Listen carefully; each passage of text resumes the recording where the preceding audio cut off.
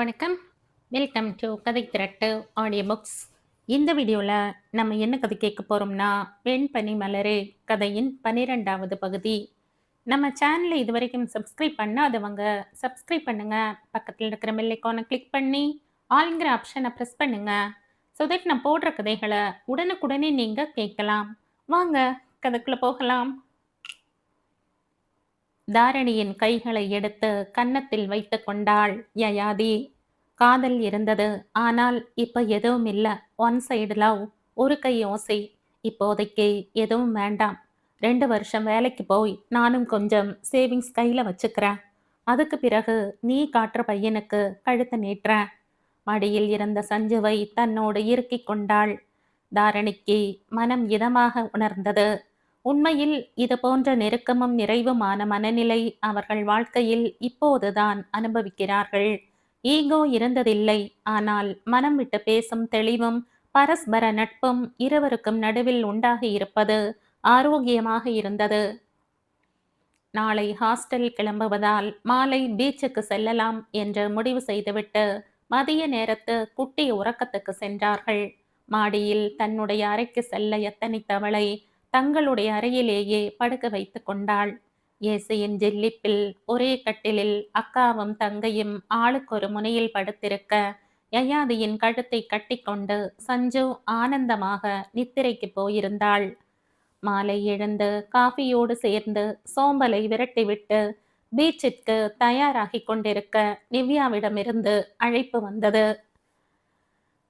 Canada திரும்ப இன்னும் சில வாரங்கள் ஆகும் என்றும் எதையை பற்றியே பேசிக் கொண்டிருந்ததாகவும் சொன்னார்கள். பேசிவிட்டு வைத்த தங்கையின் முகத்தில் தெரிந்த நிறைவில் தாரணிக்கும் சந்தோஷமாக இருந்தது.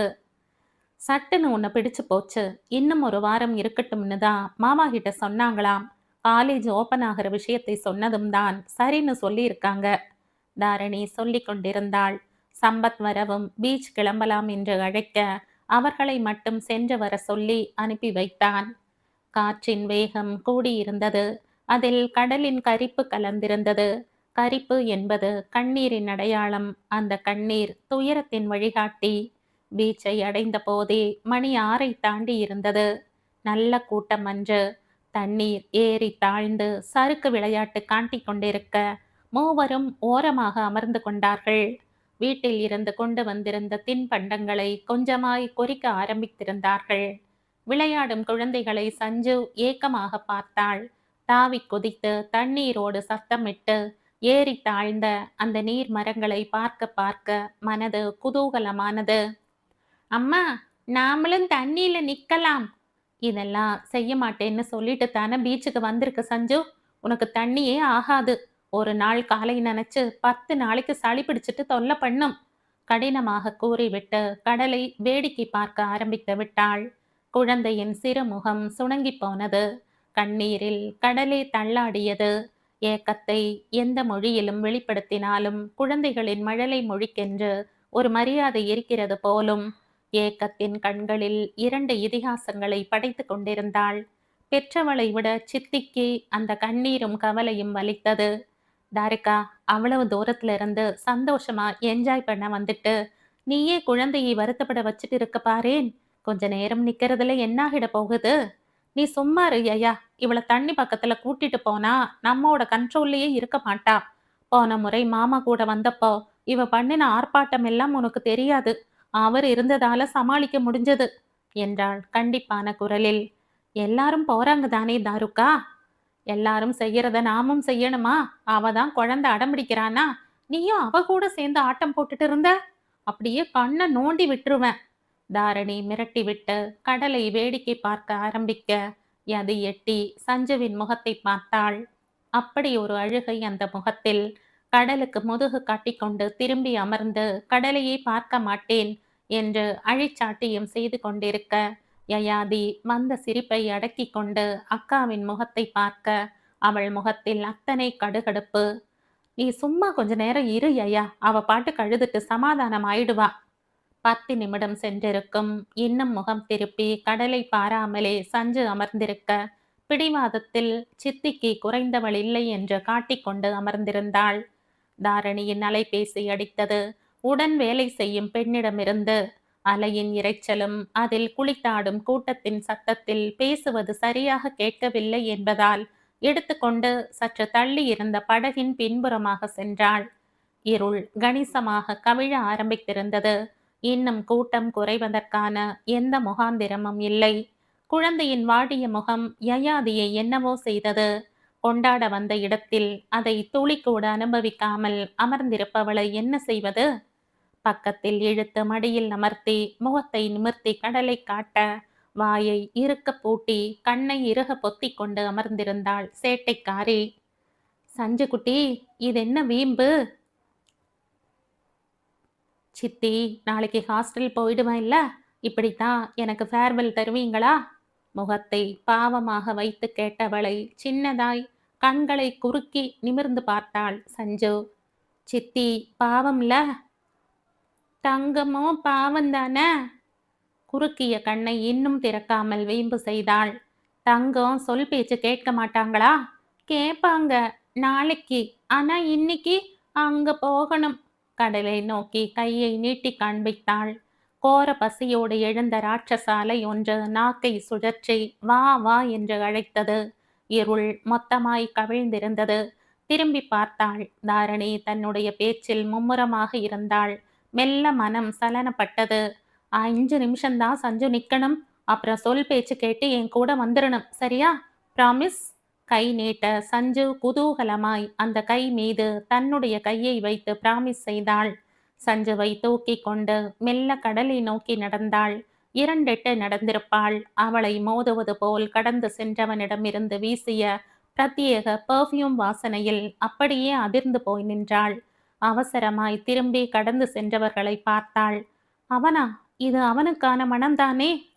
சட்டென்று நாசியில் வந்து நெருடியதும் அவனை மறந்ததாய் நம்பிக்கொண்டிருந்த மனம் உயிர் தெழுந்து நிற்க அதிர்ந்து போய் செல்பவனையே பார்த்து கொண்டிருந்தாள்.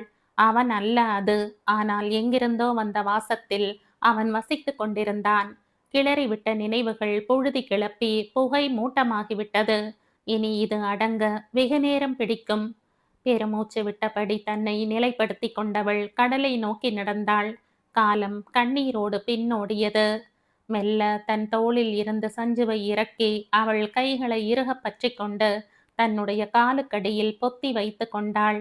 ஒரு அலை வந்து அவசரமாய் கால்களை நனைத்துவிட்டு நழுவி ஓடியது. ஹை! சஞ்சுவின் சத்தம் பலமாக இருந்தது. போதும் சஞ்சு, இன்னும் 1 மட்டும் என்ற கெஞ்சல் 2, 3, 4 என்று தொடர்ந்து கொண்டிருக்க ஒரு கட்டத்தில் உற்சாக மிகுதியால் பற்றி இருந்த யயாதியின் கைகளை பிரித்துவிட்டு அலையோடு விளையாட ஓடினாள் சஞ்சு. 2 முறை பிடித்து இழுத்திருந்தாலும் 3வது முறை அவளுடைய கட்டுப்பாட்டை மொத்தமாக தரைமட்டமாகிவிட்டு அலையை துரத்தி கொண்டு ஓட யயாதி பதறிக்கொண்டு ஓடி வந்து தடுத்து நிறுத்திவிட, பதறிக்கொண்டு ஓட பின்வாங்கிய நீர் அவளை எதிர்கொண்டு ஓட விடாமல் நிலை குலைத்து கீழே தள்ளி இருந்தது. அவசரமாக எழுந்து மூச்சிறைக்க கடலை பார்த்தாள். கொஞ்சம் தூரமா எம்பி அடங்கி கொண்டிருந்த அலையில் சஞ்சுவின் தலை மட்டும் தெரிந்தது. சுருள் சுருளான முடிக்கு ரோஜா பூ வைத்த கிளிப் உள்ளே அடங்கி அடுத்த ததும்பலுக்கு இன்னும் தள்ளி போய்கொண்டே. நடப்பதை சுதாரிப்பதற்குள் அந்த கிளிப் இன்னுமே தள்ளி போயிருந்தது. சஞ்சு, போகாத சஞ்சு, என்னை விட்டு போகாத சஞ்சு. யயாதி வளைந்து வயிற்றை பற்றி கொண்டு கதறிய கதறலில் மெரினாவே ஸ்தம்பித்தது. வாழ்க்கை கனவுகளை கலைத்தாயோ? ஒரு வாசல் திறந்ததென்று நினைத்தாயோ? மாய பறவை ஒன்று வானில் பறந்து வந்து வாவென அழைத்ததை கேட்டாயோ? அந்த இரவுக்கு இரக்கமில்லை. இன்னும் எத்தனை பேரை தின்று இந்த கடலும் காற்றும் ஏப்பமிட்டு எக்காலமிடும்? இத்தனை தின்றும் கூடவா அதன் பசி அடங்கி இருக்கவில்லை? அந்த பெரிய கடற்கரையில் பெரிய பெரிய எலக்ட்ரானிக் விளக்கு கம்பங்களை நட்டு வைத்திருந்தார்கள். செய்வதெல்லாம் செய்துவிட்டு செய்வதறியாத சிறு பிள்ளை போல் அமைதியாக அலைகள் தவழ்ந்து தவழ்ந்து வந்து அங்கு நின்றவர்களின் கால்களை நக்கிவிட்டு கொண்டிருந்தது. தாரணியின் அழுகை சத்தம் கடலின் பேய் இரைச்சலுக்கு சவால் விட்டு கொண்டிருந்தது. குழு குழுவாய் மீட்பு படையினர் தேடுதலில் ஈடுபட்டிருந்தார்கள். நேரம் நள்ளிரவை தாண்டி கொண்டிருந்தது. யதி சம்மணமிட்டு அங்கிருந்து விலகி அமர்ந்திருந்தாள். கண்கள் கடலிலேயே வெறித்து இருந்தது. தோ அந்த அலதான். அதுகிட்ட தான் சஞ்சு போனா. அங்கதான் இருக்கா. அவளை கடந்து போனவர்கள் யாரென்றே தெரியாமல் கைகளை பிடித்து இழுத்து சொல்லிக் கொண்டிருந்தாள். அவளுடைய நிலையை பார்க்கவே பரிதாபமாக இருந்தது. சம்பத் அங்கிருந்த காவல்துறை அதிகாரிகளிடம் பேசிக்கொண்டு நின்றான். அவன் முகமே மொத்தமாய் செத்துப் போயிருந்தது. யயாதி தன்னால் பேசினாள். எழுந்து நின்று எதையோ எட்டிப் பார்த்தாள். கைகளை உதறி கணக்கு போட்டாள்.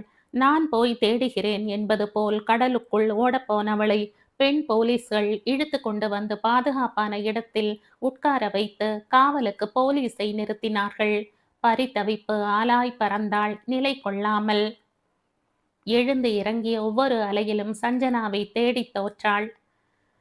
லேடீஸ் ரொம்பவே எமோஷ்னலா இருக்காங்க. நீங்க அவங்கள அழைச்சுக்கிட்டு வீட்டுக்கு போங்க. நாங்க தீவிரமா தேடிட்டு இருக்கோம். குழந்தை கிடைச்சதும் உங்களுக்கு உடனடியா தகவல் தரோம்.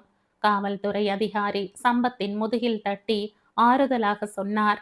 மிடறு விழுங்கினான். இவ்வளவு நீண்ட கடலில், இத்தனை அடர்ந்த இருளில் என்னுடைய குழந்தையை நிராதரவாக விட்டுவிட்டு நான் மட்டும் எப்படி வீட்டுக்கு போக?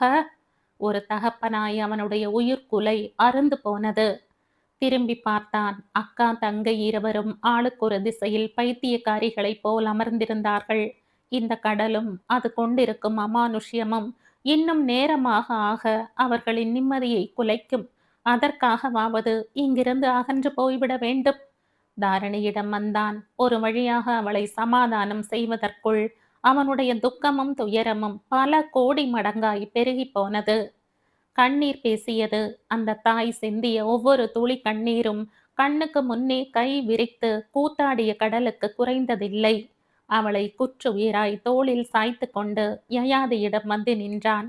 அவள் தோற்றத்தை பார்க்கவே பயமாக இருந்தது. கிளம்பு யயா, வீட்டுக்கு போகலாம். பாப்பா கிடைச்சதும் வீட்டுக்கு கூட்டிட்டு வந்துடுவாங்க. கை நீட்டினான். அவள் எழுந்து கொள்ள ஏதுவாக பலமாக தலையசைத்து மறுத்தாள். அவங்களுக்கு நம்ம வீடு தெரியாது. நான் இங்கேயே இருக்கேன். பாப்பா வந்ததும் சாப்பிட கொடுக்க தோ ஸ்நாக்ஸ் இருக்கு. நான் கொடுக்கணும். நீங்க போங்க, நீங்க போங்க. அவசரமாக புறங்கையால் முகத்தை பரபரவென துடைத்து கொண்டு கடலை தீவிரமாக பார்க்க ஆரம்பித்தாள். ஐயா, என்னது? கிளம்புமா? மாமா, அந்த 5வது அலையில தான் அவளை நான் கடைசியா பார்த்தேன். அங்க தேடாம எங்கெங்கேயோ போய் தேடிட்டு இருக்காங்க. நான் மட்டும்தான் தப்பு. சஞ்சு பேச்ச கேட்டு இருக்க கூடாது. வரட்டும். வந்ததும் நான் நல்லா அடிப்பேன். நீங்க யாரும் எந்த கேள்வியும் கேட்க கூடாது. விரலை நீட்டி அவர்களிடம் சொன்னாள். என் பொண்ணு, என் பொண்ணு, என் தங்கம், என் பாப்பா, என் சஞ்சு. வா சஞ்சு, திரும்பி வா. கடலை பார்த்து கை நீட்டி கத்தினாள். தாரணிக்கு அவளின் செயல்கள் என்னவோ செய்தது. அந்த நிலையிலும் போகலாம் ஐயா. அவள் மறுத்து பேசிக்கொண்டே இருந்தாள்.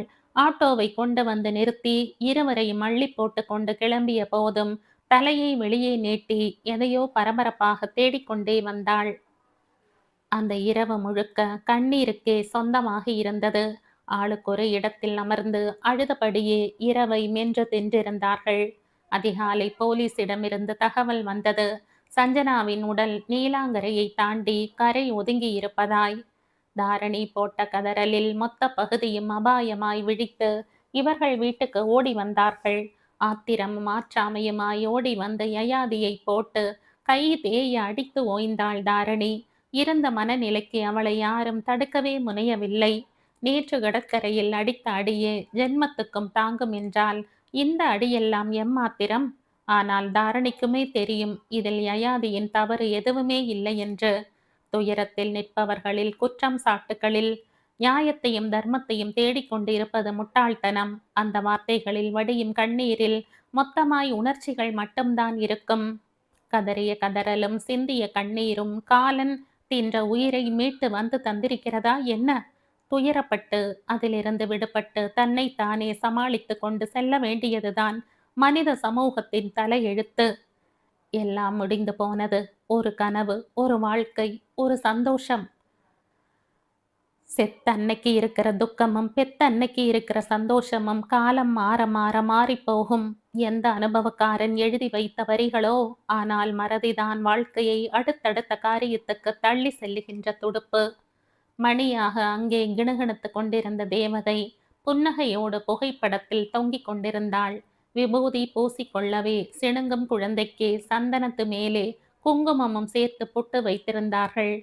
மலைக்கு அந்த பக்கம் என்ன இருக்கும்? கடலுக்கு அந்த பக்கம் என்ன இருக்கு? என்று ஓயாமல் கேள்வி கேட்டவள் அதை ஆராய்ச்சி செய்து வர புறப்பட்டு போய் 10 நாள்கள் கடந்திருந்தது. வீடு வீடாக இல்லை, அமைதியை சுற்றி இருந்தது வீடு. பேய் அமைதியில் பிதுங்கி வழிந்த கண்ணீரை யாருமே துடைத்து துயரத்தை கரைத்து விட முடியாது. வந்திருந்த உறவுகள் எல்லாம் ஆறுதல் சொல்லிவிட்டு 2 நாள் தங்கிவிட்டு கிளம்பி இருந்தார்கள். மழிக்காத தாடியும் துயரம் கழுவாத முகமுமாய் அறைக்குள்ளே அடைந்து கிடந்த சம்பத் கூட தன்னைத்தானே இந்த துயரத்தில் இருந்து விடுவித்துக் கொள்ள வேலைக்கு கிளம்பி இருந்தான். அழுது அழுது 10 நாளில் பாதியாய் இளைத்திருந்தாள் தாரணி. பெற்றவர்கள் கூட மெல்ல மெல்ல அந்த துயரத்தை தாண்டி வர தங்களை ஆயத்தமாக்கிக் கொண்டிருந்தார்கள். ஆனால் அந்த ஒருத்தியால் இயலவில்லை. வார்த்தைகளால் யாரும் அவளை காயப்படுத்தவில்லை. உண்மையை சொன்னால் அன்ற கோபத்தில் யயாவை போட்டு அடித்தாள்தான்.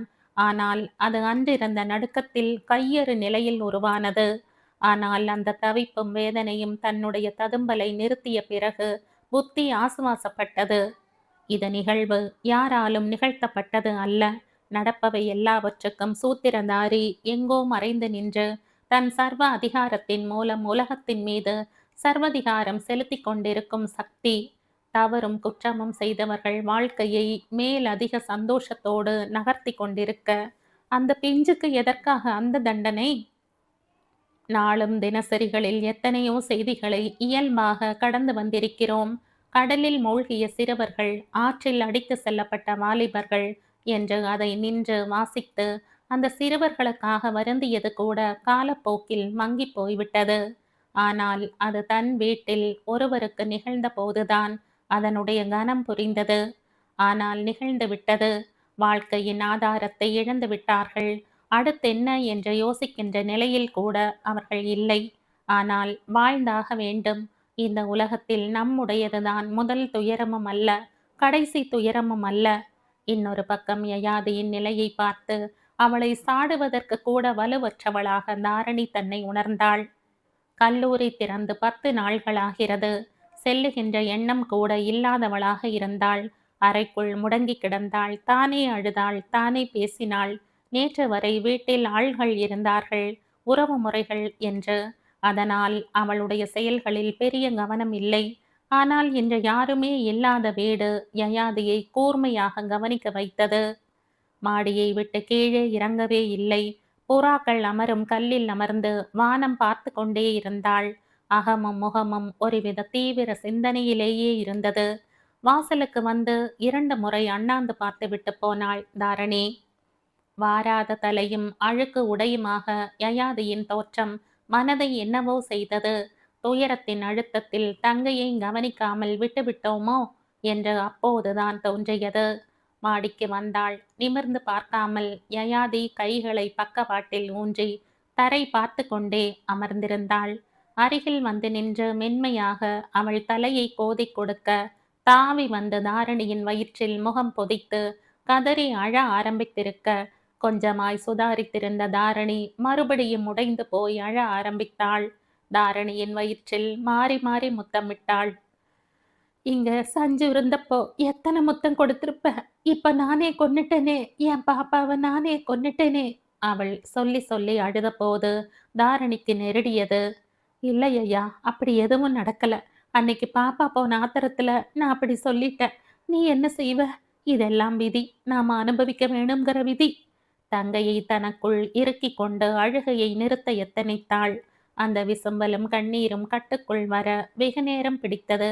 அவளை இத்தனை நாள் கவனிக்காமல் தனியாக விட்டிருக்க கூடாதோ என்ற தாரணிக்கு தோன்ற ஆரம்பித்தது. அவளுடைய அறைக்குள் சென்று பார்த்தவளுக்கு பெரிய அதிர்ச்சி.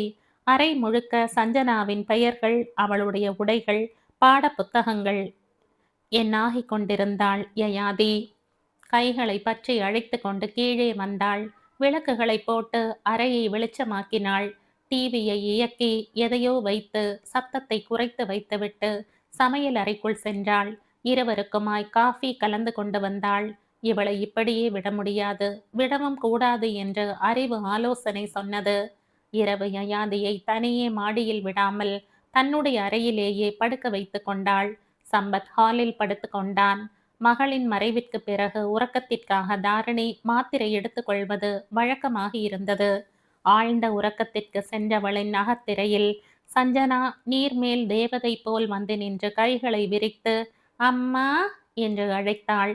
உறக்கத்திலேயே அழுகையையும் மகளை பார்த்த சிரிப்புமாக உணர தலையணை அவளை அறியாமல் நனைந்து கொண்டிருக்க யாரோ அவளை உலுக்கி எழுப்பினார்கள். துடித்து கொண்டு எழுந்தவள் கண்களை தேய்த்து கொண்டு பார்க்க சம்பத் நின்றிருந்தான் பதட்டமாக. என்னாச்சுங்க? யையாவை காணோம், வாசல் கதவு திறந்திருக்கு. ஐயோ என்று கத்தியவளுக்கு பயத்தில் நெஞ்சை அடைத்தது. பெற்ற குழந்தையைத்தான் பறிகொடுத்து விட்டாள். பிறந்தவளையும் இழந்து போய் விடுவோமா? அவசரமாய் இருவரும் எழுந்து வெளியில் வரவும் சம்பத்தின் அலைபேசி அடிக்கவும் சரியாக இருந்தது. மணி 1ஐ தாண்டி விட்டது. இப்போது யார் என்று அவசரமாக எடுக்க, சார், நாங்க பீச் ஸ்டேஷன்ல இருந்து பேசுறோம். ஆதிங்கிறது உங்க ரிலேட்டிவா? ஒரு நொடி குழம்பியவன் வேகமாக தன்னை மீட்டு கொண்டு சொன்னான். அது ஆதி இல்ல, யயாதி, எங்க வீட்டு பொண்ணுதான். என்னாச்சு சார்? பதறிக்கொண்டு கேட்டான். அவங்க பீச்சில் வந்து உட்கார்ந்துருக்காங்க. நாங்க ரோந்துக்கு வந்தப்போ என்னம்மா இங்க ஏன் இருக்கீங்கன்னு கேட்டா சம்மந்தமே இல்லாம பேசுறாங்க. அவங்க கிட்ட தான் உங்களோட நம்பர் வாங்கணும், உடனே வாங்க. கால்கள் நடுங்க ஆரம்பித்து விட்டது சம்பத்துக்கு. பீச்சில் இந்த நேரத்தில் தனியாக நினைத்து பார்க்கவே ஈரக்குலை நடுக்கியது. இருவரும் ஆட்டோவை பிடித்து கொண்டு ஓட ஆள்கள் அரவமற்ற கடற்கரை அவர்களை அச்சமூட்டியது. ஆங்காங்கே படுத்து கிடந்தவர்களையும் படகு மறைவில் குடித்துவிட்டு கிடந்தவர்களையும் பார்க்க பயமாக இருந்தது. கால் வந்த எண்ணெய் மீண்டும் அழைக்க போலீஸ் வந்து அவர்களை அழைத்து கொண்டு போனார். அங்கே வட்டமடித்த கலங்கரை விளக்கின் வெளிச்சத்தில் கால்களை சம்மணமிட்டு யயாதி அமர்ந்திருந்தாள். கண்கள் அலையில் தீவிரமாக உலவிக் கொண்டிருந்தது. பக்கத்தில் வந்து நின்ற இவர்களின் அரவத்தை கூட அவள் உணரவில்லை. யயா, என்னடா, ஏன் இந்த நேரத்தில் இங்க வந்து உட்கார்ந்திருக்க? கலக்கமாய் கால்களை மடக்கி அருகில் அமர்ந்து கேட்டாள் தாரிணி. உனக்கு கொஞ்சம் கூட பொறுப்பே இல்ல தாருக்கா. பாப்பாவை விட்டுட்டு வீட்டுக்கு போனமே, அவ திரும்பி வர நேரமாச்சு. யார் கூட்டிட்டு போறது? கணவன் மனைவி இருவரும் அரண்டு போய் ஒருவரை ஒருவர் பார்த்து கொண்டார்கள். ஐயா, என்ன பேசிட்டு இருக்க? பாப்பா எங்க இங்க இருக்கா? தோ அந்த 5ஆவதா ஒரு பெரிய அலை வருதுல, அதுலதான் இருக்கா பாப்பா. இப்படி உட்காருங்க, வந்ததும் கூட்டிட்டு போயிடலாம். பக்கத்தில் இடத்தை தட்டி காட்டினாள். இருவரும் விக்கித்து போய் அவளை பார்த்தனர். தங்கம், சித்தி வந்திருக்காங்க, உனக்காக வெயிட் பண்றாங்க. சீக்கிரம் வாங்க. ரொம்ப நேரம் தண்ணியில இருந்தா தங்கத்துக்கு உடம்புக்கு ஆகாது. வாங்க வாங்க. கடலை நோக்கி கைகளை விரித்தாள். அந்த இரவும் நடுநிசையும் சூழலும் தனிமையும் என்று எதுவுமே யயாதியை பாதிக்கவே இல்லை. எப்படி இங்கே வந்தாள்? இந்த இடத்தில் அவளுக்கு ஏதாவது நடந்திருந்தால் அதை உணர்கிற உணர்திறனோடு கூட அவள் இல்லை. அழைத்து கொண்டு வீடு வந்து சேருவதற்குள் பெரும்பாடுபட்டு போனார்கள். காலையில் எழுந்து அவளை அதட்டி ஏன் இப்படி செய்தாய் என்று கேட்டால் பதில் சொல்ல தெரியாமல் அழுதாள். முதல்ல அவளை ஹாஸ்டலுக்கு அனுப்பி வைதாரோ, அந்த சூழல் அவளை நிச்சயம் மாற்றும். சம்பத் சொல்வது சரியான யோசனை என்று தோன்ற யோசிக்க ஆரம்பித்திருந்தாள் தாரிணி. வைகரை அவனாக இல்லை, இருந்து சாதிக்க முடியாத ஒன்றை அவள் இல்லாமையால் சாதித்து கொண்டு விட்டாள் என்றுதான் சொல்ல வேண்டும். காற்றில் கூட அவள் இருப்பை உணர்ந்தான். கண்ணாடி ஜன்னல் வழியே அவளுடைய அரவத்தை தேடினான். கட்டி வைத்திருந்த உறுதியை உடைத்து அவளுடைய எண்ணிற்கு அழைத்து அழைத்து பார்த்து விரல் தேய்ந்திருந்தான். முகநூலில் கூட பெங்களூர் வந்திருப்பதாக போட்ட பதிவிற்கு பிறகு வேறு எதுவுமே இல்லை. எங்கே போனாள் அப்படி? அவளை பார்த்தே ஆக வேண்டும் என்ற மனது பிடிவாதம் பிடித்தது. பொம்மை ஷோரூம் முதலாளிக்கு எதுவும் தெரியுமோ என்ற சிந்தனையில் அங்கே சென்றான். அவரிடம் இயல்பாக பேசிக்கொண்டிருந்து விட்டு யயாதியின் வீடு எங்கிருக்கிறது என்று விசாரிக்க அவர் என்னவோ ஏதோவென்று பதறிக்கொண்டு விசாரித்தார். பயப்படுற மாதிரியெல்லாம் இல்லை சார். அன்னைக்கு நடந்த பிரச்சனையெல்லாம் அந்த பொண்ணை அக்கா வந்து அழைச்சிட்டு போனதா சொன்னீங்க. அதுக்கு முன்னாடி ஹாஸ்டல்ல இருக்காங்களான்னு ஹாஸ்டல் இருக்காங்கன்னு சொன்னதா ஞாபகம். அதான் கேட்டேன் என்றான் நம்பும்படியாக. ஆமாம் சார், அவங்க சென்னையில் அவுட்டரில் இருக்காங்க. அந்த பொண்ணு காலேஜ் படிக்குது. லீவில் வேலை பார்த்தா காலேஜ் ஃபீஸ் கட்ட உதவும்னு சொல்லுச்சு. அதனால தான் அவ்வளவு கஷ்டமான வேலையும் செய்துச்சு. அது தப்பெல்லாம் செய்திருக்காது. ஆனால் என்ன செய்யறது, எல்லாம் நேரம். எனக்கும் அக்காவுக்கும் ஒரு மன வருத்தம். பெங்களூரில் அவள் சொன்னது நினைவுக்கு வர பெருமூச்சு விட்டபடி எழுந்து கடைக்கு வந்தான். இனி அவளை பார்க்கவே முடியாதோ என்ற பயம் வந்துவிட என்ன செய்வது என்று யோசித்தவனுக்கு கடைசியில் பல்லவி மட்டும்தான் நினைவில் வந்தாள். பல்லவி வரும் நேரம் பார்த்து ஹாஸ்டலை ஒட்டிய கிளை சாலையில் காத்திருந்தவனை ஏமாற்றாமல் பல்லவி தன்னுடைய கை நெற்றிக்கில் வர கை காட்டி நிறுத்தினான். ஓரங்கட்டி விட்டு வந்தவளுக்கு அவனுடைய அழைப்பு பெருத்த ஆச்சரியத்தை உண்டாக்கியது. நீங்களா? என்ன சார் வேணும்? விழிகளை வியப்பில் விரித்தவளுக்கு என்ன பதில் சொல்வது என்று தெரியாமல் அமைதியாக நின்றான். இல்ல, எது எங்க? நம்ப முடியாமல் அவன் முகத்தை வியந்து பார்த்தாள். அவள் கண்களை நேரில் சந்திக்காமல் எங்கேயோ பார்த்தபடி மீண்டும் கேட்டான். எது எங்க? ரொம்ப நாளா அவளை பார்க்க முடியல. எங்கேயுமே. நல்லா இருக்கா தானே?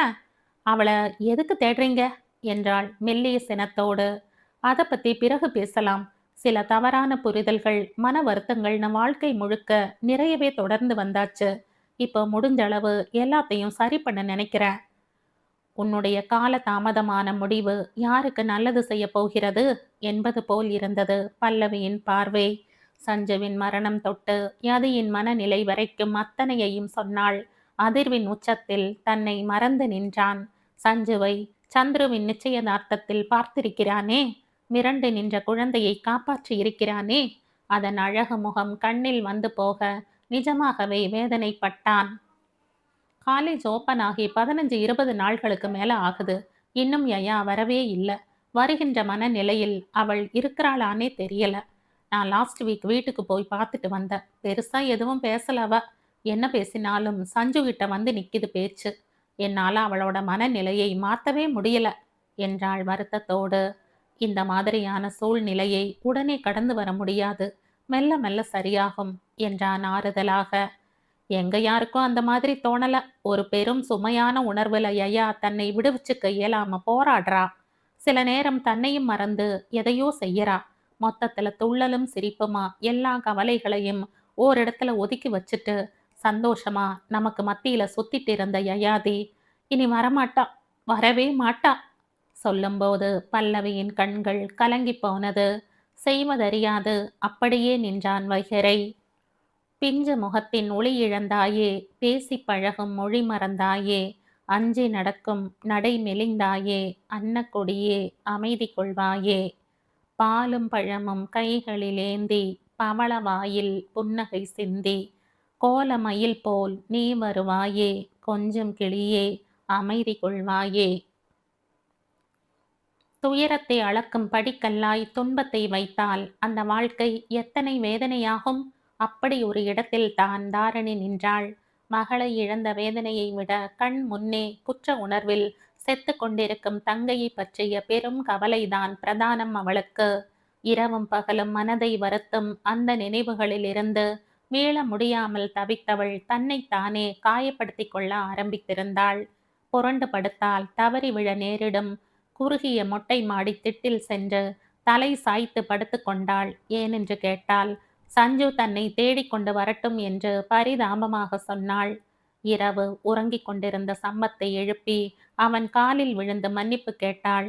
ஐயோ, என்ன பண்ற ஐயா? பதறிக்கொண்டு விலகி நின்றான். மாமா, அன்னைக்கு பீச் போனோம் இல்ல, அப்ப சஞ்சுவை தண்ணி கிட்ட கூட்டிட்டு போக வேண்டாம்னு தான் தாருக்கா சொன்னா. நான் தான் கேட்காம அவளை அழிச்சிட்டு போனேனா? பாப்பா கையை உதறும்போது கூட நான் இறுக்கி பிடிச்சிட்டு தான் நின்னேன். அப்புறம் எப்படியோ தவற விட்டுட்டேன். என் குழந்தைய நானே கொன்னுட்டேன். இனி யார் மாமா என்னை தேடிட்டு ஹாஸ்டல் வருவாங்க? கபோர்டில் அவளோட பேரை எழுதி வச்சுட்டு போன மாமா. அவளுக்கு அவளுக்கு எஸ் போட வராது மாமா. 5 நம்பர் மாதிரி தான் போடுவா. எப்பவும் சரியா எழுத கூட பழகலையே என் குழந்தை. விழிகளை விரித்து பரிதாபமாக கதறியவளை பார்க்க பயமாக இருந்தது. தினமும் புதிதாய் துயரப்பட்டாள். விதவிதமாய் சொல்லி அழுதாள். படிப்பு பாதியில் தொங்கியது. யயாவை வீட்டில் தனியே விட முடியாமல் துணைக்கு ஆளை போட்டார்கள். உறக்கத்திற்கு தந்த மருந்துகள் உதவவே இல்லை. மருத்துவர்களுக்கே விழி பிதுங்கியது.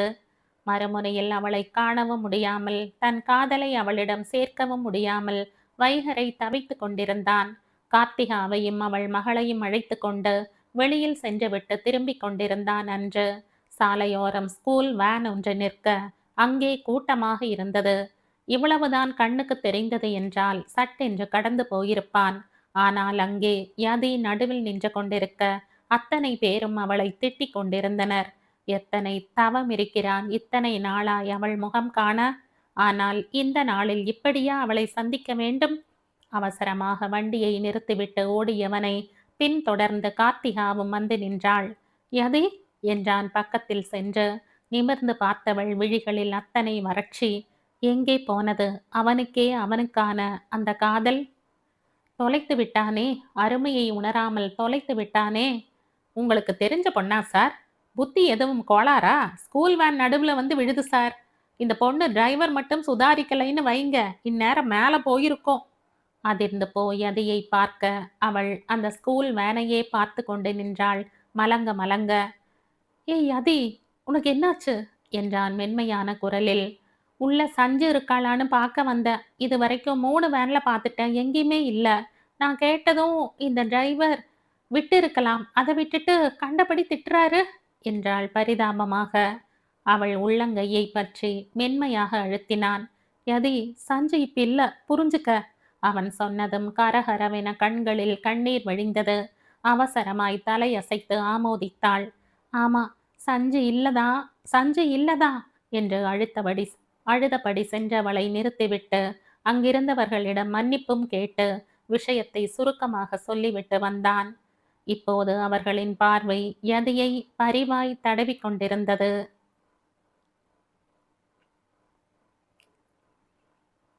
இந்த கதையின் தொடர்ச்சியை அடுத்த பதிவில் கேட்கலாம். நன்றி.